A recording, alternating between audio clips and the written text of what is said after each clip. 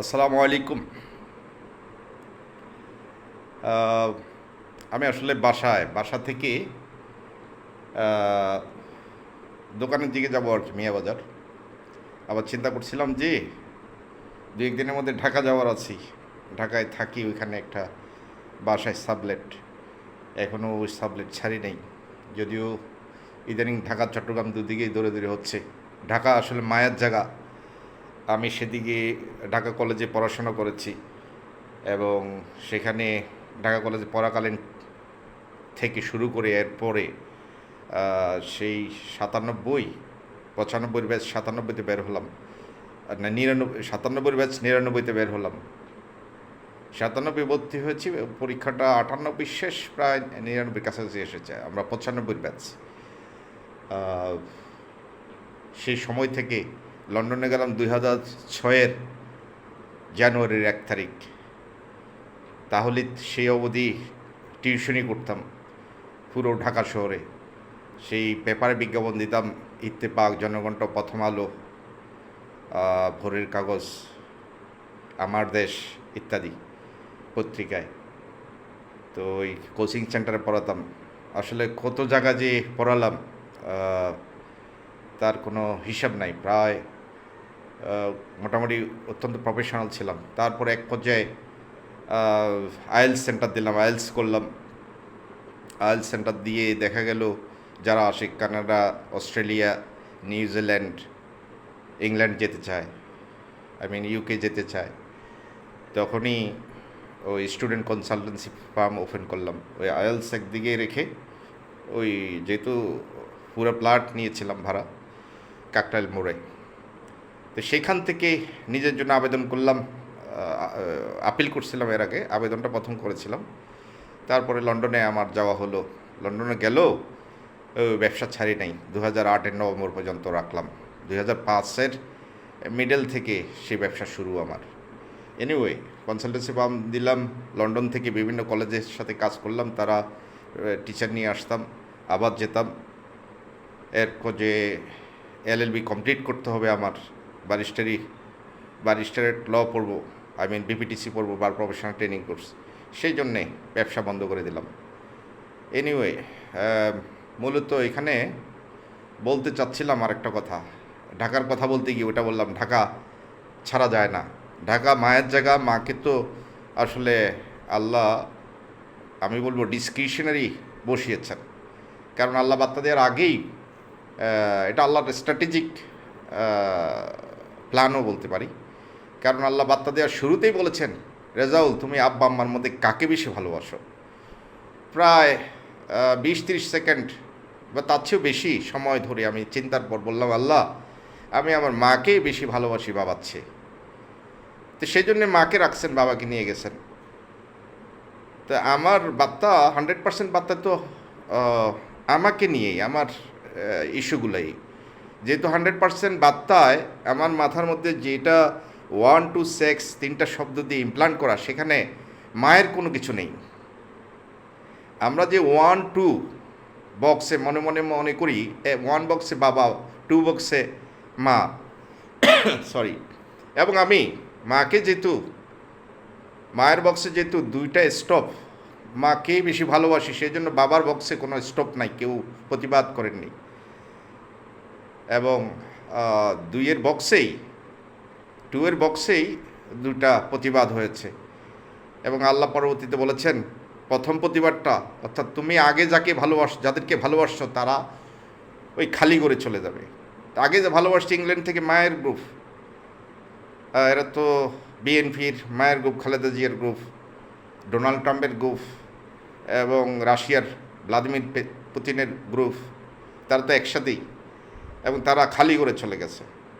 তা আমি যখন ঢাকা যাই, যখন মানুষের সাথে কাজ করি, নামাজ পড়ি, রেস্টুরেন্টে খাওয়া দাওয়া করি, মসজিদে নামাজ পড়ি, বিশেষ করে বিভিন্ন এলাকায়, এক জায়গায় তো আর থাকি না, বিভিন্ন সময় বিভিন্ন জায়গায় আসা যাওয়া হয়।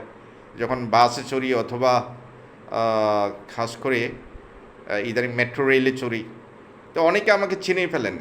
কারণ বার্তা দিয়ে যে আজকে কথা বলতেছি, আমি মনে করি আমি আবারও রিপিট করি, ঢাকার জায়গাটা আমি যে কাজগুলো করি সেগুলো আল্লাহ আমার মায়ের জন্যই করায়। মায়ের লেখাটা আমাকেই লিখতে হয়। সামান্য তিল পরিমাণ ভুল হলে ওই ফেরেশতারাই কোথায় কি আমাকে দেখিয়ে দেন। আমি এ পর্যন্ত কোনো আমার ভুল হয়নি, কিন্তু আমার মাকে মিসগাইড করে আমাদের যেমন খাস করে কামরুল ভাইয়ের নির্বাচনটাকে ওই রকম করা হয়েছে।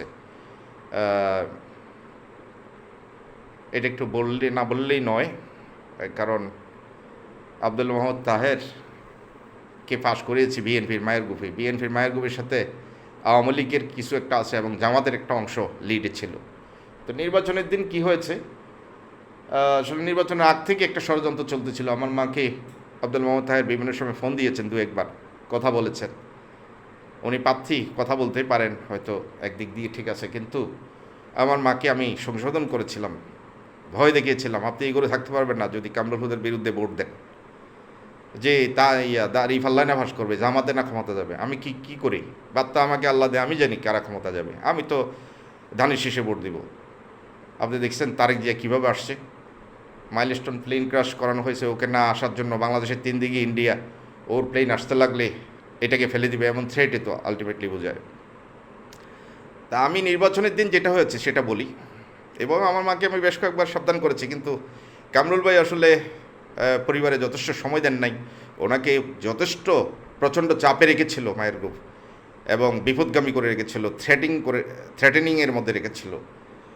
তাই আমি যখন ভোট দিতে গেলাম প্রায় 9টা বাজেনি, 8:30টার পর, 9টার পরই হয়তো আমি ভোটটা দিয়েছি, লম্বা কিউতে ছিলাম। আমার পরপরই আমি দেখি পিছন দিয়ে আমার মা তখন শুয়েছিলেন, আমি হালকা দেখে ওদেরকে না বলেই তাড়াতাড়ি চলে গেছি। তো এই যেহেতু ইন্টেলিজেন্সের একটা লড়াই চলবে, আমাকে 24 ঘন্টা পাহারা রাখে। গ্রুপ তার একটা না, এখানে প্রযুক্তি একাধিক গ্রুপ থাকে। আমার মা, আমার 4 বোন এবং আমার ছোট ভাই, আমার কামরুল ভাইয়ের বউ, কামরুল ভাইয়ের 2 মেয়ে, কারা কামরুল ভাই 2 মেয়ের মধ্যে কারা ভোটার জানি না, কামরুল ভাই ছেলে ভোটার, মেয়ে ভোটার কিনা জানি না আমি, এবং নাজবুল ভাইয়ের বউ, তারা আর একটা গাড়ি গেছেন। আমি মনে করি কামরুল ভাই বলাটাই জন্যই উচিত, সত্য বললে এটা ক্লিয়ার হয়ে যায়, রেখে দিলে সংশয় সন্দেহ বাজে। এবং আমি আল্লাহর মেসেঞ্জার, আমি সত্য বলতে বাধ্য। আমার মা বা বোনেরা ভাইয়েরা কী মনে করে আমি জানি না, আমি যদি লেট করি ওপর থেকে সেটা পানিশমেন্টের মতো আমারও অনেক কিছু আসে। যেহেতু পক্ষে বিপক্ষে অনেক কিছু আছে, সত্য বলতে আমি বাধ্য, কারণ আমি সময়ের জন্য কাজ করি। নতুবা আমি আগে ধানের নৌকায় ভোট দিয়েছি। আল্লাহ আমার অভিযোগ শুনে কেন হাসিনাকে 5ই আগস্ট ওই রকম ব্যবস্থা করবে, এবং হাসিনা ইন্ডিয়া চলে যেতে হবে, তার সরকার চলে যাবে। আজকে আওয়ামী লীগের যে অবস্থা সেটা তো আল্লাহ নিজেই করেছেন নিজ হাত দিয়ে, এবং পরবর্তীতে বুঝিয়েছেন যে হাসিনার রায় বহাল থাকবে কোর্টে যেটা আছে। এখন সেই দিকে যেতে চাই না, কথা একটার সাথে আরেকটা চলে আসে। আমার ভাইয়ের যেটা বলেছি, আমার মনে হচ্ছে আমি ভোটটা যখন দিতে যাই, আমার ছোট ভাই রাশ করে পিছন দিয়ে বুথ কেন্দ্রে ঢুকেই দেখে এভাবে আমি কাকে ভোট দিয়েছি। তো ধানের শীষ এবং হাতে দিয়েছি, টেবিলে দিয়েছি, যদিও ইয়াটা ছিল এটা অনেকটা, আমি কেউ এত ভিতরে যায় নাই সেরকমের ছিল, আর আমাদের নিজ কেন্দ্র সেরকমই। ছোটো ভাই দেখেছে সে যে একটু বাড়াবাড়ি করে, বা কামরুল ভাই তাকে প্রশ্রয় দিয়েছে, সেটা বা হয়তো ডাক দোহাই দেয় না, বিভিন্ন সময় আমি বার্তা দিই, তারা হয়তো আমাকে সন্দেহের বশবর্তী হয়ে বা সন্দেহের থাকার কারণেই সে ওইভাবে দেখেছে। তো দেখলো আমি আমার ভোট দিয়ে চলে এসেছি। আমাদের এলাকার যে ভোটার নাম্বার যেখানে দেওয়া হয়, ওই কেউ আসলে নাম জিজ্ঞেস করে ভোটার নাম্বার কত, সেটা স্লিপ দিয়ে যায় যে আমার ভোটার নাম্বার এত। তো এখন সেইখানে আমি কিছুক্ষণ দাঁড়ালাম এবং মানুষদেরকে উৎসাহ দিচ্ছি। ঠিক এমন সময় আমার মনে হয় তখন প্রায় 9:30 10টার কাছাকাছি বেজে গেছে, 9:30 হবে মিনিমাম। কুমিল্লার এলাকার দিক থেকে আমি ভোট দেওয়া প্রায় 20 মিনিট পর, 20-25 মিনিট হবে, 2টা জিপ, যেখানে বাংলাদেশ সেনাবাহিনীর সদস্যরা এবং বিজিবির কিছু সদস্য ছিলেন, তারা হাতে বাঁশি হুইসেল দেওয়া এমনভাবে শুরু করছে এবং রিক্সার পিছনে কামরুল ভাইয়ের যে সকল রিক্সা ভোটার আনা নেওয়ার কাজে দায়িত্ব ছিল সেগুলোকে পিছন দিয়ে বাড়ি যাচ্ছিল, এমনভাবে পেটাচ্ছিল মানুষ, ভোটাররা ভয় পেয়ে গেছে। আমার মনে প্রশ্ন হলো কিরি, এই তো একটা সুন্দর পরিবেশে, স্বতঃস্ফূর্ত পরিবেশে এই সকালবেলা কেন এরকম মারামারি করতেছে? এখানে তো কোনো বিশৃঙ্খলার কিছু নাই। তো প্রতিবাদ আমি একা করলে তো হবে না, আমি আল্লাহর মেসেজ দিয়ে একটা ইস্যু আছে। আমি দেখি যে সবাই ছিন্ন বিচ্ছিন্ন এবং একটা প্লট হয়তো আব্দুল মোহাম্মদ তাহেরি আসতে কিছু লোককে নিয়ে সেই দিকে চলে যাচ্ছে। এমন অবস্থায় একটা বাংলাদেশ সেনাবাহিনী এবং বিজেপি কর্তৃক এরকম হঠাৎ করে রিক্সা পেটানো এবং বাঁশি হুইচেল দিয়ে রাস্তা ক্লিন করানো, দুইটা জিপে করে এসে প্রায় কত 8-10 জন 12 জন হবে এরকম। তো এটা সবাই দেখেছে। এটার পিছনের কারণ হলো ওই গোয়েন্দা যারা নজরদারি করেন তারা তো রেকর্ডও করছেন। আমি কাকে ভোট দিয়েছি তারা এটা রেকর্ড করছে নিঃসন্দেহে। আমার মা এবং বোনেরা কাকে ভোট দিয়েছে, আমার বড় বোন ছোটো বোনেরা কারে ভোট দিয়েছে নিশ্চয়ই তারা দেখেছে। আমার ভাই হয়তো আমার ভোটটা দেখে যায় বলেছে উনি দাঁড়িপাল্লা এবং ধানের শীষে দিয়েছে, এবং আমাদেরকে প্রযুক্তি দিয়ে বলছে মাথায় যে আমরা প্রতিপক্ষ দাঁড়িপাল্লায় ভোট না দিলে এবং নাতে ভোট না দিলে আমাদের সমস্যা ব্যবসা বাণিজ্য বন্ধ হয়ে যাবে, অমুক মারা যাবে, হোমকের অসুখ হবে, ইত্যাদি ইত্যাদি। হয়তো এগুলো তো একটা ইয়া থাকেই, নতুবা ব্ল্যাকমেলিং যেটাকে বলে সেটা করে কি করে। তো আমি মনে করি এটার সাথে বিএনপির মায়ের গ্রুপ কামরুল হুদাকে পক্ষে ছিল, আমি বলবো না, 100% বিরুদ্ধে ছিল।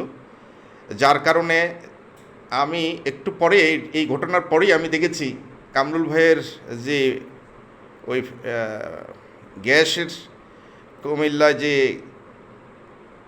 ইয়ে আছে, মানে ওনার পিএসের মতোই আমাদের গ্রামের শাহ আলম, সে তার মোবাইল দিয়ে কামরুল ভাইয়ের সাথে ফোনে কথা বলতেছে। আমি খেয়াল করতেছি, একটু হাঁটতেছি, যে এজেন্ট বের করে দিচ্ছে। হ্যাঁ, তার মোবাইলে খবর আসছে এজেন্ট বের করে দিচ্ছে। তো এরকম এখানে পুলিশ মিলিটারি আসছে, অন্য জায়গায় এজেন্ট বের করে দিচ্ছে। এটার ঘটনা হলো, আসল কথা হলো, এই কথাটা এইভাবে বলতে চায় যে তোর মা, তোর বোনেরা, তোর বউ, তোর বড় ভাবি, তোর ভাবি তোকে ভোট দেয় নাই। তোর ভাই রেজাউল দিছে হয়তো সেটা বলে নাই, কেন ভোট দেয় নাই। তো লাস্ট পর্যন্ত কামরুল ভাই, আমি মনে করি কামরুল ভাই ম্যাক্সিমাম ক্যান্ডিডেট জিতেছে, মানুষ তাকে ভোট দিয়েছে।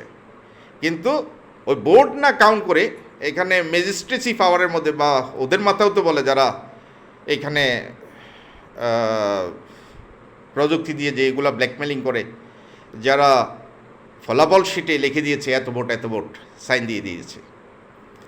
এক এক ক্যান্ডিডেট এক একভাবে এটা ফয়সালা হয়ে গেছে। কীভাবে হয়েছে আমি জানি না। শেষ পর্যন্ত আমার মন খারাপ ছিল জিনিসগুলো দেখে। আমি বাড়িতে আসলাম, কামরুল ভাই আমার মুখ চাচ্ছে, এইভাবে মুখ ছেয়ে যাচ্ছে, মাত্র বের হয়েছে, একা সে গাড়িতে গেছে। আমি বললাম খেয়ে যান না, খেয়েও যায় নাই। কারণ উনি হয়তো সারাদিন সারা রাত কথা বললে, উনি একটু রাত্রে লেট করে আসছিলেন।